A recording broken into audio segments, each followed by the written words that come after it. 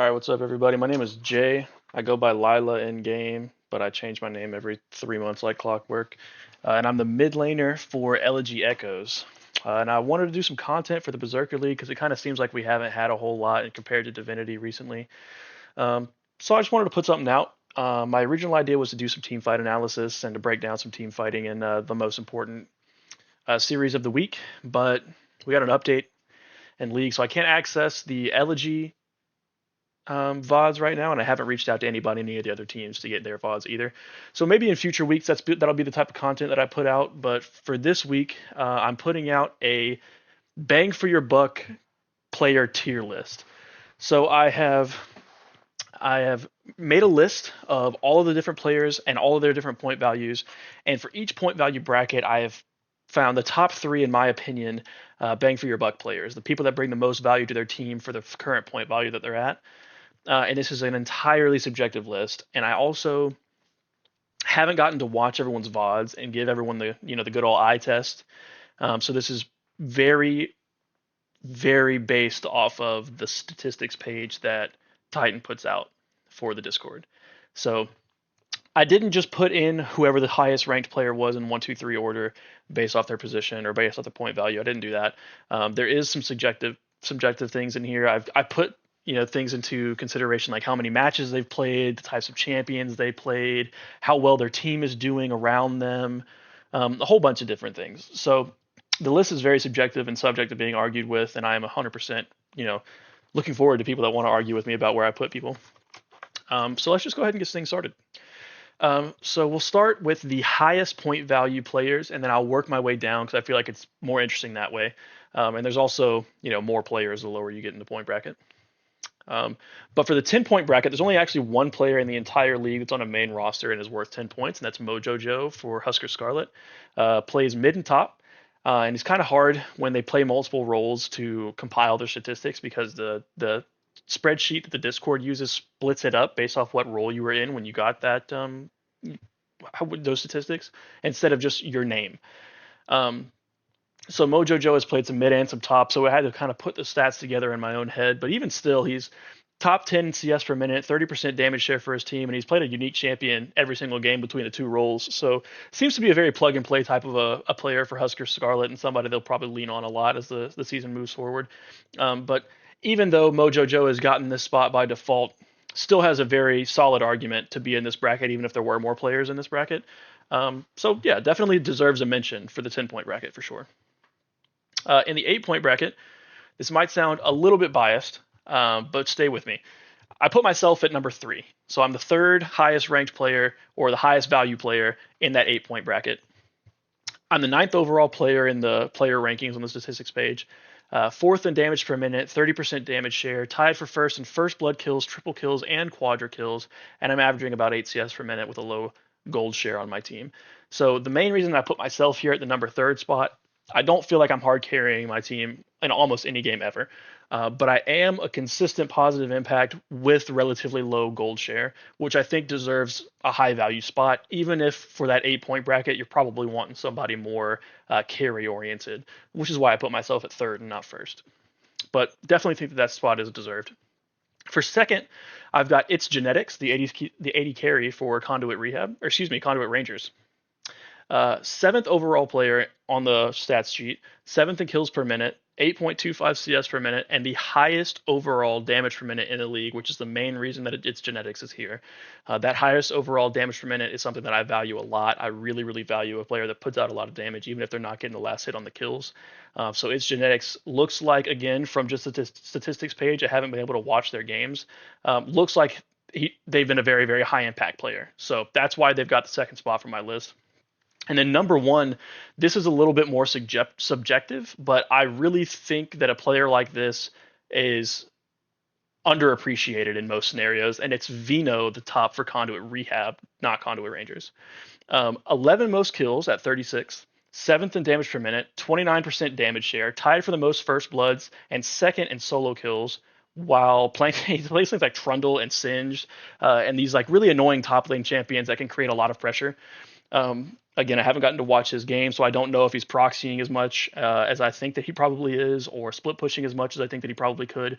But if he's playing these champions to that high pressure play style, which his stats look like he is, invaluable type of a player to have in your team. If you're drawing pressure to the top lane and letting the rest of your team be able to move around the map freely, or set up vision for objectives before it happens, I think that is the type of player that any team would be lucky to have. So very, very high on Vino from Conduit Rehab.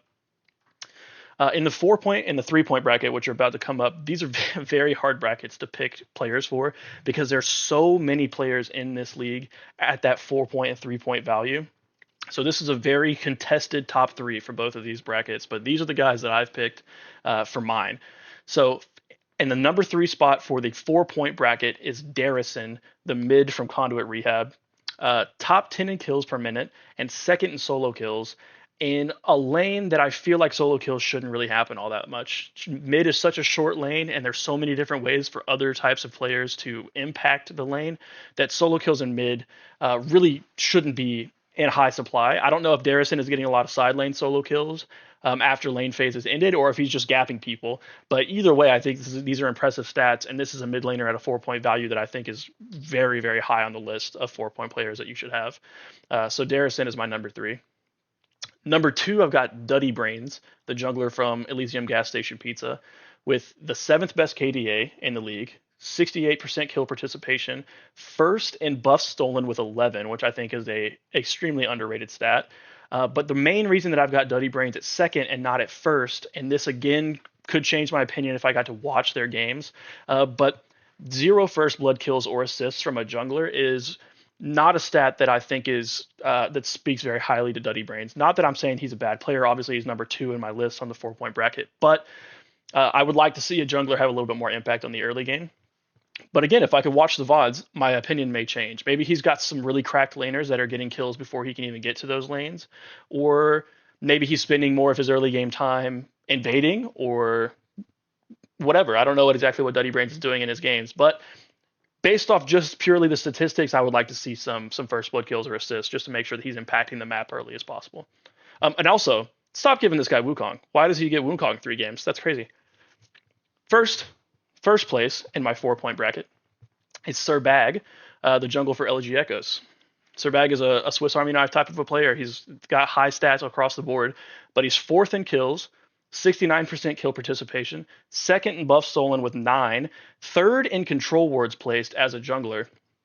Supports, you got to step your game up. There's no way this jungler should have more control wards placed than all you guys, but vision control, kill participation, he's I think in the top 5 in both first blood kills and first blood assists, so he's impacting the map early, and he's also helping control the vision. So Sir Bag is definitely, in my opinion, the number 1 most valuable player at that 4 point bracket.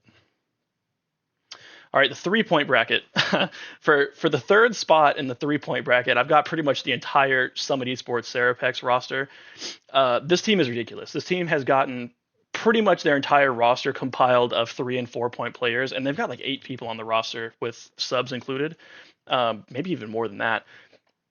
But most of them only play 2 or 3 games, and they get switched around and subbed in and out.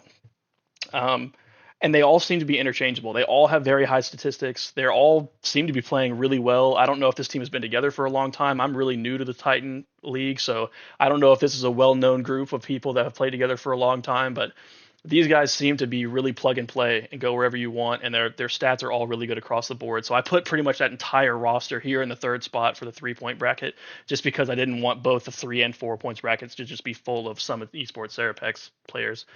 But I really hope that the coach is doing this intentionally and is swapping these guys in and out because he's using like champion pools or specific matchups that he thinks these players would be good in. If they're doing that, that is genius. So props to Summit Esports Serapex for sure. In the 2nd spot for the 3 point bracket, I've got Barolo, the support for Elysium Gas Station Pizza. 4th in assists with 92. 5 in assists per minute.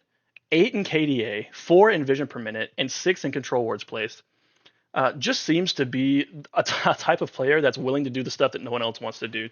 Willing to hand over the kills to the carries, willing to, risk their life to walk into the jungle to get vision. Like, seems to be the type of player that is doing the underappreciated jobs on the team, and I can really appreciate that from a mid laner standpoint for sure. But as much as I'd like Barolo, I think Poodle 25, who is my number one spot in the 3 point bracket, is just edged him out a tiny, tiny bit for me because of mostly the champion pool range that we've got from Poodle 25. So Poodle 25 is a support from Conduit Omega, fifth in assists with 85, second in vision per minute, first in control wards plays, which is huge for me. 8 unique champions played across 8 games. And here's the thing, they're not even the same archetype of champion.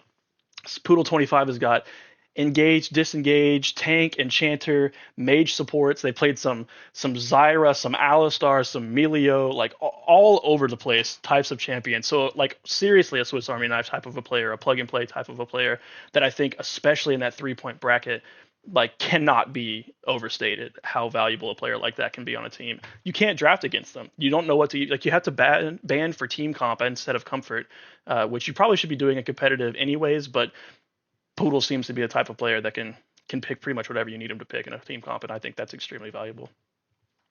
All right, for the 2 point bracket, in the third spot, I've got Frost, the mid for Elysium gas station pizza. This one's a little bit of a weird one because there's no like super standout stats for Frost, but just very consistent across the board. Consistently doing pretty good in damage share, gold per minute, CS, KP.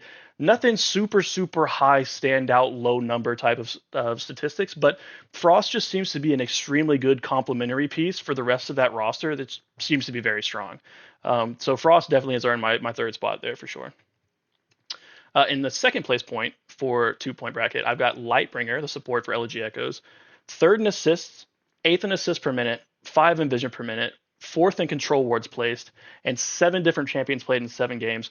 Kind of the same thing that I was talking about with Poodle and Barolo. This type of player that's just willing to do the things that no one else wants to do.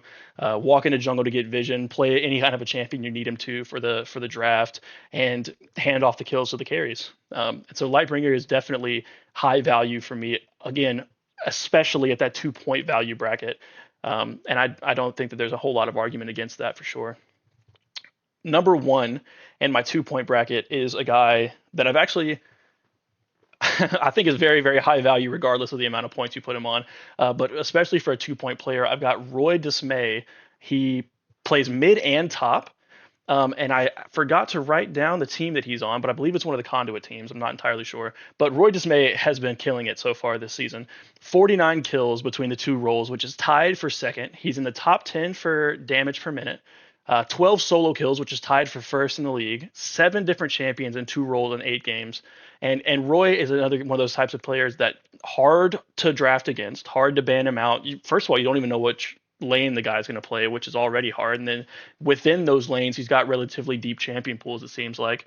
And as valuable as it is for a support to be that type of a deep champion pool player, solo lane, I think it's even more valuable to really not know what you can and can't ban or can and can't play against this guy. So Roy Dismay definitely has got my first point or my first slot in that 2 point bracket. And probably the most interesting bracket of the day is the 1 point bracket. And in third, I've got Barak, who is the mid for Conduit Rangers. And this one is definitely arguable. I think some people may agree or disagree with me here. But mid is a very hard role to take a 1 point player and plug them into a roster and tell them you've got to be impactful in the center of the map where you can get ganked from any angle and play against players that are probably going to have a much higher point value than you most games.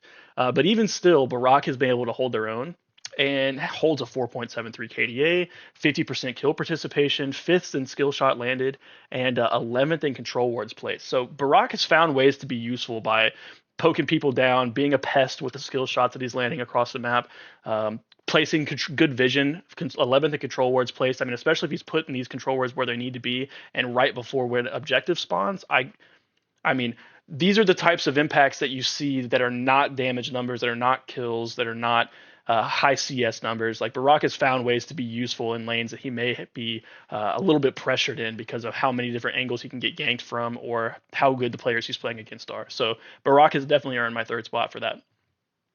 In second, I've got Bray, who is the AD carry for LG Echoes. And just like mid, I think AD carry is a really hard role to take a 1 point player and plug them in and tell them you've got to make a lot of impact. But Bray's fit that mold pretty well. He's only played 5 matches so far this season of the 9 potential matches that we could have played in week 3, and is still top 20 in kills per minute. Has a 66% KP.